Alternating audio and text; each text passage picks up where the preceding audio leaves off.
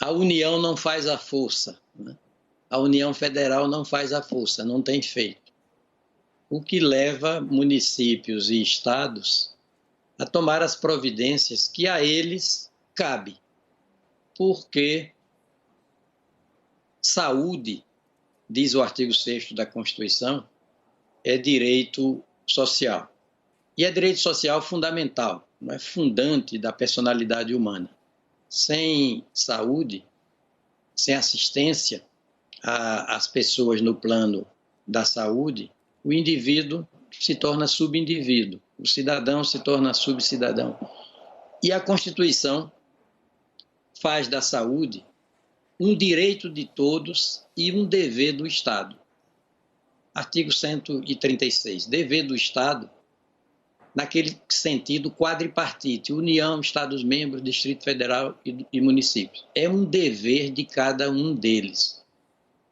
Daí é uma competência material de cada um deles, artigo 23 da Constituição, e competência legislativa de cada um deles, artigo 24. Então não é porque a União se retraiu ou não está atendendo bem ao princípio constitucional da eficiência, cabeça do artigo 37 dela, Constituição, que as outras unidades federadas deixarão de cumprir. O almirante Barroso, né, na Guerra do Paraguai, na Batalha Naval de Riachuelo, cunhou essa frase célebre: o Brasil espera que cada um cumpra com o seu dever. Se coletivizarmos isso e atualizarmos, cada município está cumprindo com o seu dever, cada Estado-membro da federação está cumprindo com o seu dever. É de se saudar esse consórcio público hoje instaurado. Sem dúvida. Sem dúvida, é a salvação quando a gente vê, então, as outras autoridades, independentemente do exemplo maior, tomando para si a responsabilidade e fazendo, sim, ao que elas têm que fazer, né? Ao que a população espera que elas façam. Caio, chega na conversa. Ministro, o senhor é um jurista, né? Mas também o senhor é um filósofo, e eu queria a sua avaliação do país que deve sair dessa crise sanitária já dita aí como a maior da nossa história. Na sua avaliação, nós sairemos enquanto país mais unidos ou mais separados? E também, se não for esticar muito, a federação que sai, tendo em vista essa proatividade toda de estados e prefeituras? Bem, eu sou otimista, não sou delirantemente otimista, não quero dourar a pílula, não quero tapar o sol com a peneira, desconhecer a dramaticidade, a traumaticidade da situação que estamos vivendo, já beirando a 300 mil mortes aqui em nosso país. Mas as dificuldades existem, já dizia Hannah Arendt, também Albert Einstein, para a gente superar. É preciso, nas palavras de Einstein mais precisamente, é preciso fazer das dificuldades oportunidades. E eu espero que essa pandemia também deixe, como contrapartida a tantas perdas, tantas sequelas ruins, um legado de avanço civilizatório e de fortalecimento tanto da nossa República, pelos poderes de que ela faz parte, notadamente o Legislativo e o Executivo e o Judiciário, e pela Federação, com o fortalecimento dos Estados-membros, dos municípios e do Distrito Federal. Uma federação para valer, que, segundo o artigo 18 da Constituição, se caracteriza pela autonomia. Artigo 1º, indissolubilidade. Artigo 18, autonomia. E é uma autonomia de cada um dos entes federados, tanto política quanto administrativa. Autonomia para se autodeterminar juridicamente, para se autodeterminar no âmbito das competências de cada um. Dentre elas, a de atender às necessidades de saúde da população, com a primazia, com a precedência, a prioridade de que fala a Constituição no artigo 137, começando pela prevenção e, portanto, pelas vacinas. Sim, gestão, né, ministro? Mas vamos lá, ministro, Esse consórcio permite, né, a compra de vacinas contra a Covid, de medicamentos e de insumos. O Supremo viabilizou, né, esse consórcio quando autorizou, então, que prefeitos e governadores adquiram, então, por conta própria, sem depender do governo federal.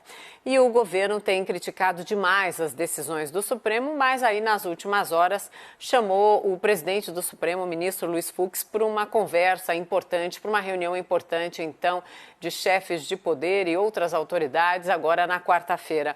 Como estão as expectativas do senhor, de fato, em relação a um alinhamento propositivo, real e de enfrentamento mesmo da pandemia nesse momento?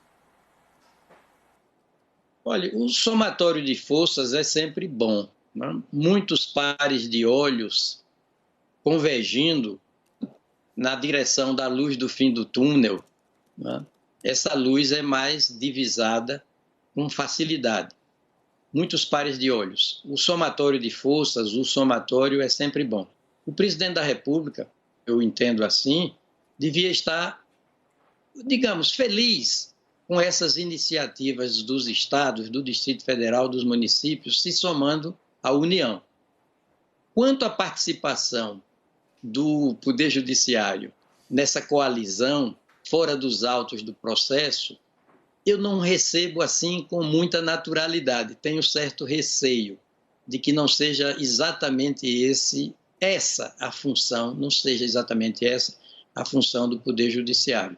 Mas vamos ver no que dá. Quando há boa vontade, predisposição para trabalharmos todos por uma causa comum e tão séria como essa, a gente também aplaude e se anima.